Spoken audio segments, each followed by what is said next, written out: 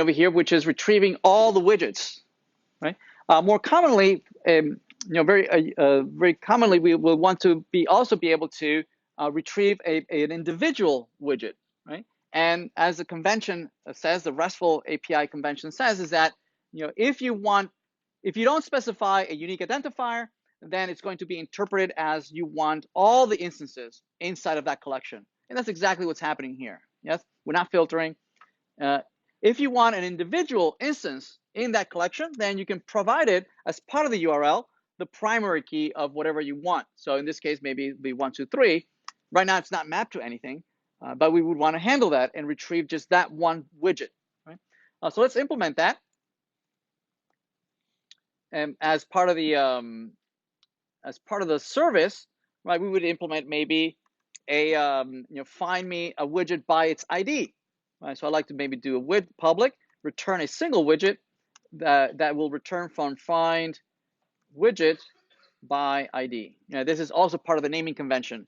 Find by. These are all finder methods, right? And then they all start with find, the name of what it is that you are retrieving, and then some criteria. The most common criteria is that there is no criteria, meaning I want all of them.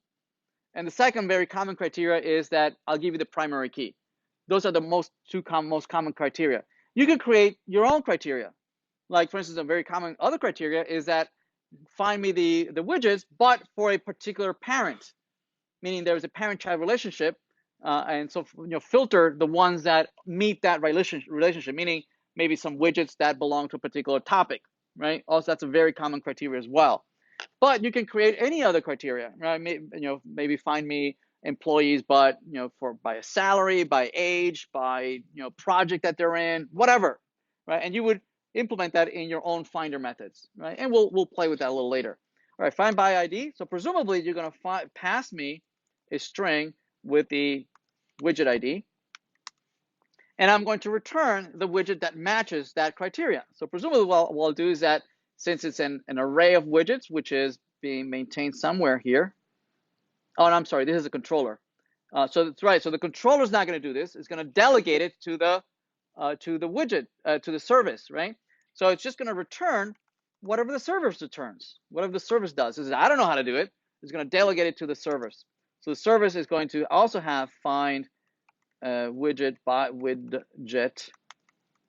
ID, and it's going to pass the widget ID. So it has no idea how to do it.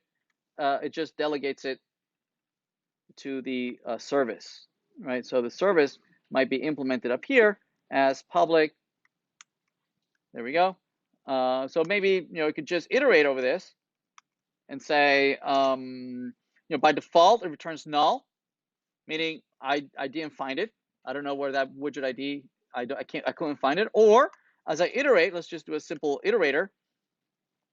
Widget w in widget in widget list.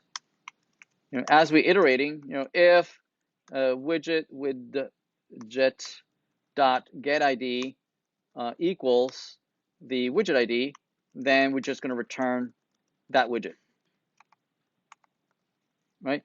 Now we're doing the filtering here on the server. More commonly, this filtering would happen on the database, right? You do a select star by blah, blah, blah, blah, where widget ID equals. That we'll do next week, right? But for now, it's just a simple array, okay? So there it is. So we have the widget, and it's exposed over here, and we're going to use it here, and we want to expose it as a URL. So again, using the naming convention, the RESTful convention is that we're going to encode the ID of the primary key at the end of the URL, right? If we want that one instance, right? So in here we're going to have widget. We can name a placeholder that we can parse from the URL. Whatever you type at the end, we can parse that out, and then we want to map it into this variable that we are receiving as an argument. We can parse it out very easily. We can say, using the annotation path variable. Path variable will parse the path looking for a variable of a particular name, right? It'll parse it. You have to tell it what to look for, which placeholder are you looking for, and then it'll parse it, and then it'll cast it into the data type of this variable, into this parameter. Yes. Yeah, you can have any number. You can say slash, you can have any number in the URL. Yep.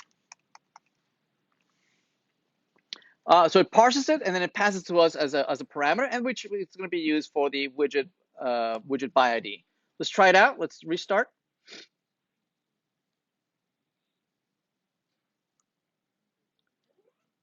So we had here all the widgets. So we have 1, 2, 3, 2, 3, 4. So let's go. Let's get widget B. So we can say widgets slash 2, 3, 4. Notice that it returns only that one widget. Make sense? All right, excellent.